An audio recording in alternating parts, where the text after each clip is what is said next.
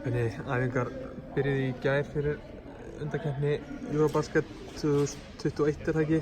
Hvernig svona líst þér á fyrstu æfingarnar? Já, þetta var náttúrulega bara fyrsta æfingin í gær og hún var svona í rólegri kantinum.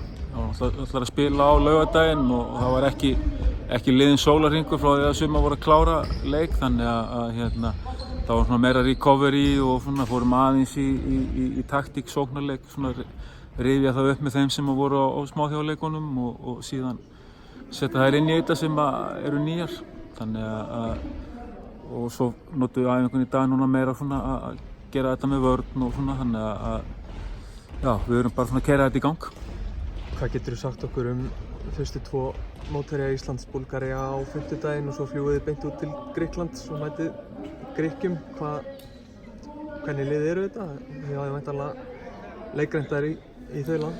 Já, við erum meira búin að leikræna Búlgari og aðeins Grikkina en förum síðan á fullt í það eftir fimmtudagskvöldið og Búlgari bara svona myndi ég segja á svipuðum stað og við. Þannig að við þurfum að vera á tánum. Þetta er svona svo leikur að það liði svona fyrirfram, samkvæmt öllu ranki eigum við mesta möguleika gegn.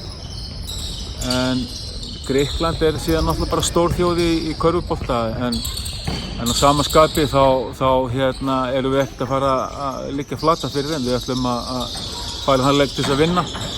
Óvænt úrslit eru alltaf möguleiki og akkur ekki á sunnudaginn í Grikklandi. Ég segja með bara gangi ykkur sem allra best í undirbúningnum. Já, takk hjálpa.